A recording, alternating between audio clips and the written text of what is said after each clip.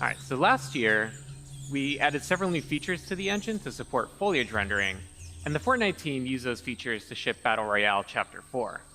At the same time, Jacob over there and the team at Quixel were experimenting with what's possible for photoreal foliage environments, as well as testing out the latest functionality that we've been building for Unreal Engine. So, Jacob's here with us today in the Unreal Editor. Let's explore the environment. And what better way to do that than off-roading? And what better way to off-road than in a Rivian R1T? Now, Rivian uses Unreal to power their instrument cluster, including 3D visualization of their vehicles. So we worked with them to bring the R1T to life in this experience. Let's head on out, Jacob. Sure thing, on my way. All right. So we're building tools for interactive and dynamic worlds. So here we have chaos physics simulating rocks that tumble as we drive over them, leaves bend out of the way, and we also added some real-time fluid simulation.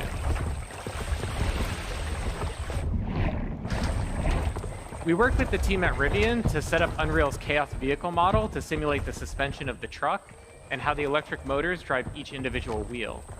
Chaos also simulates how the tires compress and deform, and Meta Sounds enabled the team to precisely resynthesize the sounds of the electric motors and mix them with the ambisonics of the jungle.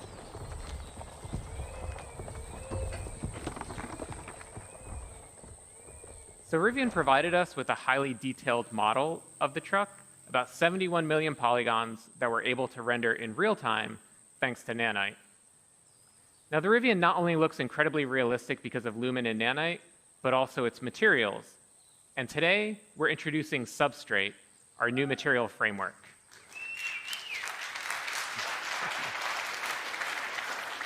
And to better demonstrate it, let's swap the paint out for opal.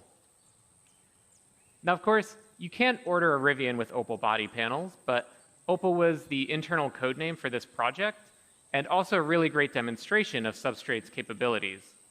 The base layer models the iridescence, refraction, and reflections that occur inside of an opal.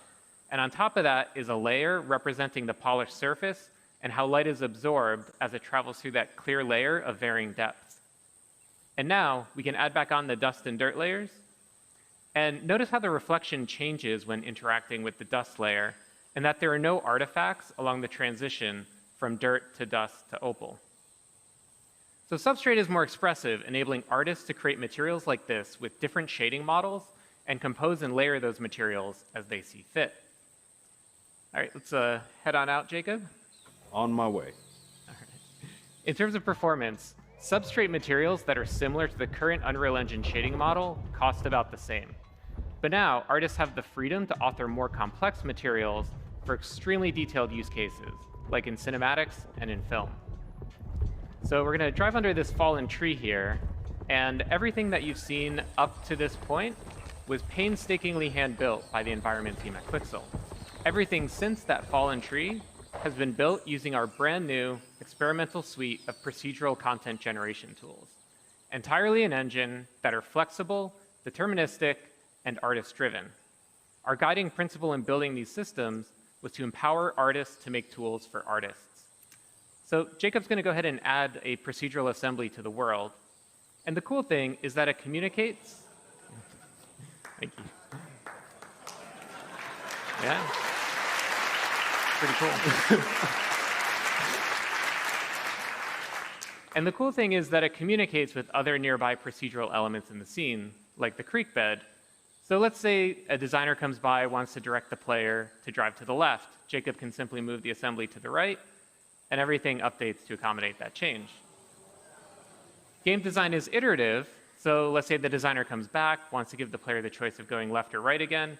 Jacob can simply move the assembly back over. Now, the artist who created this assembly also added some additional handles that Jacob can use to art direct where rock slides occur. Allows him to customize the piece a little bit more, make it a little easier for the Rivian to drive by. So we started by handcrafting that original part of the level to set the visuals and art direction for the entire piece, and then built out procedural tools that allowed the team to create a much larger play space much more quickly.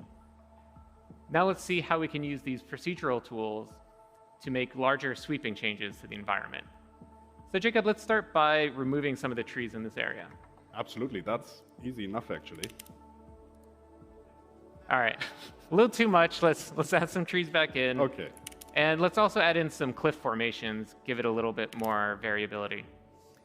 So the procedural systems are all deterministic. As Jacob is experimenting with different sets of input parameters, once he finds a set that he likes, he can always go back to it and get out exactly the same results. And the procedural systems aren't just placing trees and rocks, but also fog cards, bugs, birds, everything that's needed to bring this environment to life. And everything that you've seen here works at scale. This environment is 4 kilometers by 4 kilometers. If we hide all of the procedural elements, we can see that original hand-built area about 200 meters by 200 meters. We believe that there will always be the need for hand-building environments, so we design these procedural systems to be tools for artists that work in concert with hand-built content. Both Substrate and the new procedural tools will be available in experimental form in 5.2.